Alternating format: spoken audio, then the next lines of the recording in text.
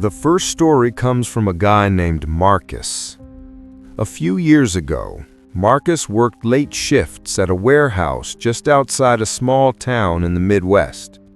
His schedule was exhausting, 6 days a week, and every Saturday night, he did not clock out until almost midnight.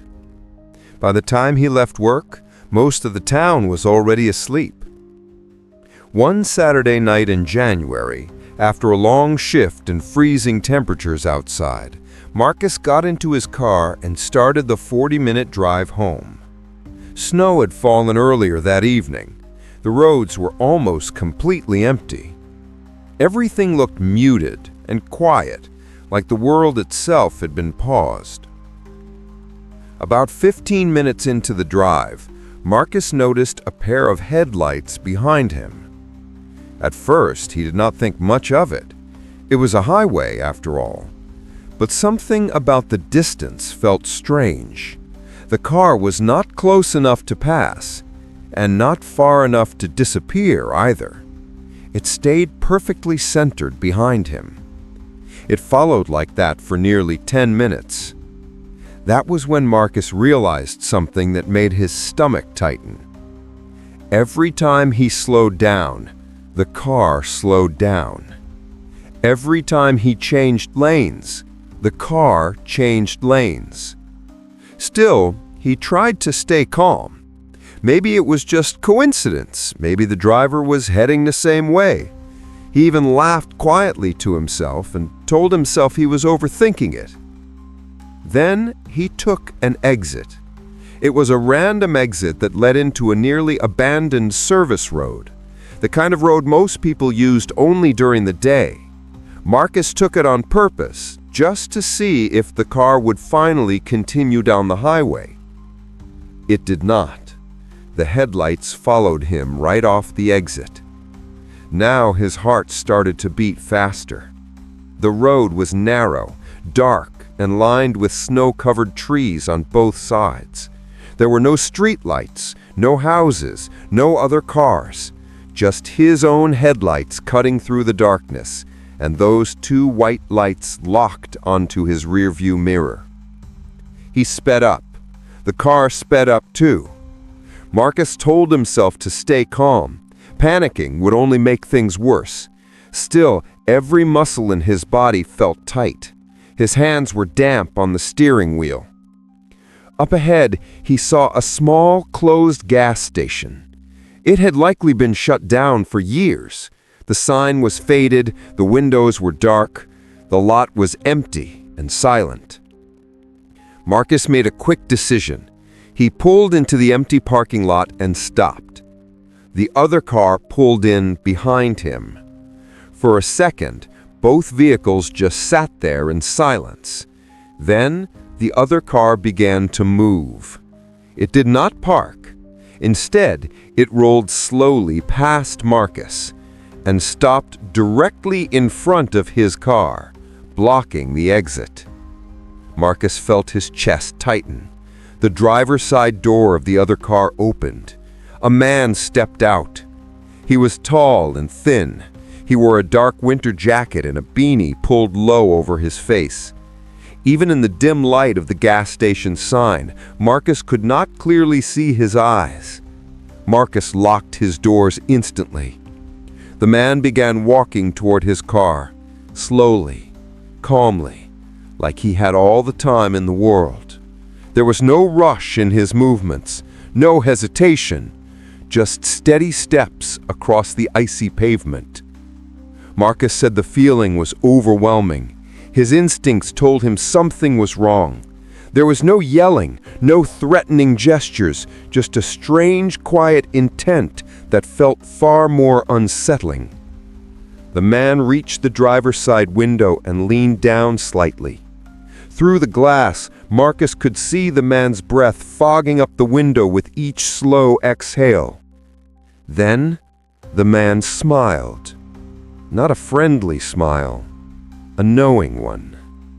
Without saying a single word, he raised his hand and tapped the window once. Just one gentle tap. Marcus did not wait for a second. He slammed his foot down on the gas pedal. His tires spun on the icy pavement for a split second before finally catching. The car lurched forward. The man jumped backward just in time as Marcus shot past the front of his car, narrowly avoiding a collision. His side mirror scraped loudly against the other car as he escaped the lot. He did not slow down. He did not look back for several seconds. When he finally dared to check his rearview mirror, the other car was gone. There were no headlights, no movement, just the empty, frozen road behind him.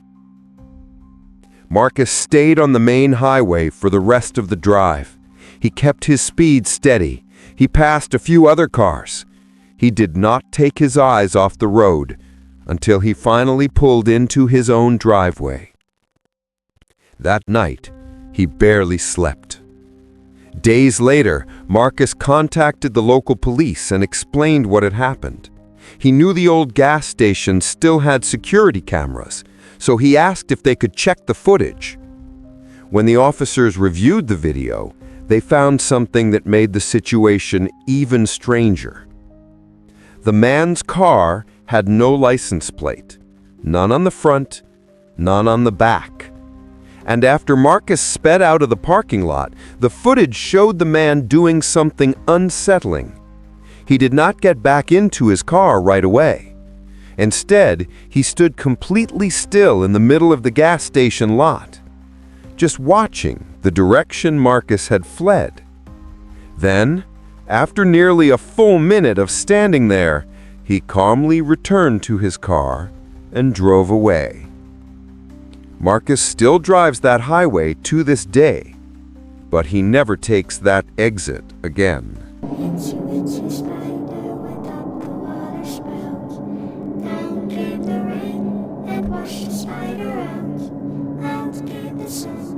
The second story comes from a woman named Alina. At the time, Alina lived alone in a small apartment building in a colder coastal city. Winters there were harsh, wet, and relentlessly windy, the kind of cold that seeps into walls and makes everything feel heavier at night. On one particular Saturday night in February, a violent storm rolled in from the ocean. The wind howled between buildings, shaking windows and street signs. Rain slammed against the glass like handfuls of gravel. Then, just after 11:30 at night, the power went out across her entire building. No heat, no lights, no Wi-Fi, only darkness, and the constant sound of rain hitting the windows and wind pressing against the walls from every direction. Alina wrapped herself in blankets on the couch, using her phone flashlight just to move around her apartment. The silence inside felt unnatural without the low hum of electricity. Around 11:40 p.m., she heard something at her front door. A sound. Not knocking, not scratching, just breathing. Slow, shallow, right on the other side of the door. At first, Alina told herself it had to be someone from her building, maybe a neighbor checking on others during the outage, maybe an older tenant needing help. Trying to stay calm, she quietly approached the door and leaned forward to look through the peehole. There was nothing there, only darkness in the hallway. The emergency lights had not turned on. The entire floor was completely black. But the breathing did not stop. It stayed there, steady, controlled, for nearly a full minute, right outside her door. Alina slowly backed away, her heart beating faster with each step. That was when the sound changed. She heard it again, this time clearer. A faint dragging noise, like fabric being pulled slowly across carpet, back and forth, directly in front of her door. She grabbed her phone and opened the building group chat. With shaking hands, she typed a message asking if anyone was in the hallway. No one replied. The power and internet were still down for everyone. Alina retreated into her bedroom and stood completely still, listening. Minutes passed. No sound, no footsteps, no breathing, nothing. The storm outside continued, but the hallway stayed silent. After a while, she told herself she imagined it, the storm, the isolation, the cold. Her nerves were probably getting the best of her. Eventually, she worked up the courage to quietly step back into the living room and look through the peehole one more time. Still nothing. Only darkness. She locked her bedroom door, added a chair under the handle for extra security, and tried to sleep. Hours passed. At around 3:15 in the morning, she was violently jolted awake. A loud bang slammed against her front door. Then another and another. Not knocking, slamming. Someone was throwing their full body weight against it. The door shook in its frame. Each impact echoed through the apartment. Alina screamed and ran into her bathroom, locking herself inside. Her hands were shaking so badly she nearly dropped her phone as she called emergency services. The sounds continued for nearly 30 seconds. Then suddenly, it stopped. Total silence.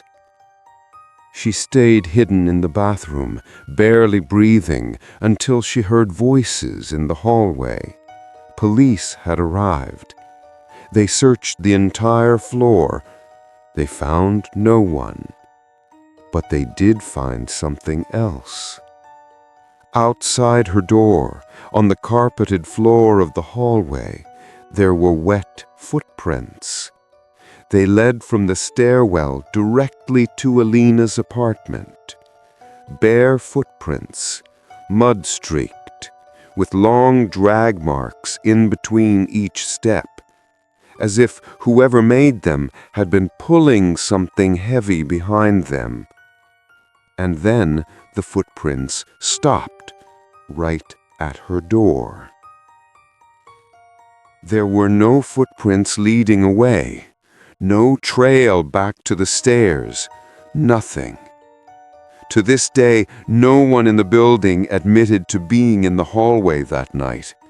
And when the building manager later checked the security system on her floor, they discovered one final detail. The cameras had stopped recording exactly 20 minutes before the banging started. They did not turn back on until after the police had already arrived.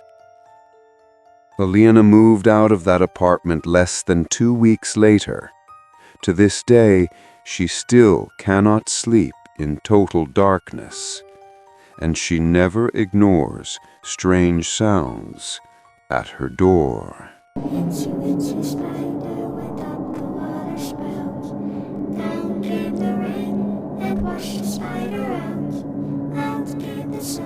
The final story comes from a guy named Trevor. Back when he was 16 years old, Trevor and 3 of his friends planned a winter sleepover at his friend Caleb's house on a Saturday night in December. It was supposed to be a normal night of games, food, and staying up too late. Nothing special, just one of those weekends you forget about years later. Caleb lived on the edge of town, where the streetlights stopped and thick woods stretched out for miles. At night, that area felt completely cut off from everything else. No nearby neighbors, no traffic, just trees, wind, and darkness. The night started off normal. Pizza boxes were on the floor, video games were on the TV, a couple of horror movies played in the background, but no one was really paying attention to them. They laughed, joked, and stayed up way later than they were supposed to. Around midnight, snow started falling heavily. At first, it looked calm and peaceful. Big, soft flakes drifted past the windows, and the woods outside slowly disappeared behind a white curtain. By 1 a.m., the storm had become intense. The wind began to howl between the trees. Snow stacked up fast. The roads near the house were already starting to vanish under thick white layers. That was when they heard the first sound, a single thump from outside. All four of them stopped talking at the same time. They listened. Then came another thump. Then a third. It sounded like something had hit the side of the house. At first, they laughed nervously and told themselves it had to be snow falling from the trees. Heavy snow can knock loose branches. That explanation made sense. Until the thumps moved. From the side of the house to the back door, then to the windows, one by one, slowly, like someone was testing every possible way in. The mood changed instantly. They turned off the lights and shut off the TV. The room filled with darkness and silence. All four of them sat frozen, barely breathing, listening to the storm and the faint sounds outside. Suddenly, the back door handle rattled hard, not once, not twice, but violently, like someone was pulling on it with both hands. The door shook in its frame.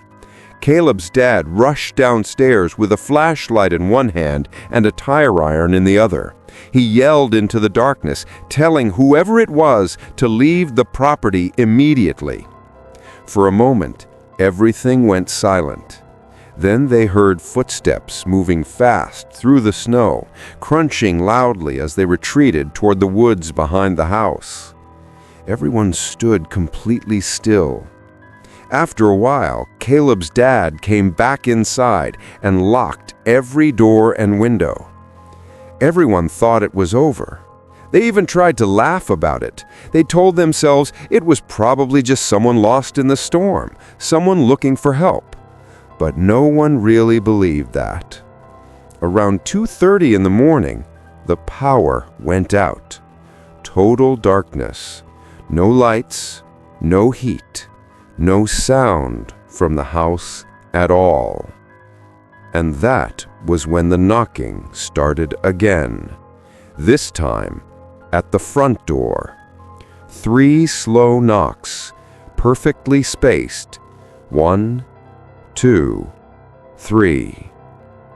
Caleb's dad slowly approached the door with the flashlight shaking slightly in his hand. He opened it. No one was there. Only one set of footprints leading up to the porch, and none leading away. The snow around the house was completely undisturbed. It was as if whoever had knocked had simply vanished. They did not sleep at all that night. Every small sound made them jump. Every gust of wind sounded like someone outside again. When morning finally came, the storm had passed, and the world outside was quiet and completely white. That was when they found something near the back window. Deep hand-shaped impressions pressed into the frost on the glass, as if someone had been standing there for a long time, watching the room from the outside. Years later, Trevor found out something that made that night even more unsettling. On that same night, during that same snowstorm, a man with a history of breaking into homes during winter storms was arrested less than 2 miles from Caleb's house. The police were never able to prove it was the same person. There was no direct evidence, no fingerprints, no witnesses, nothing solid. But Trevor is convinced of one thing.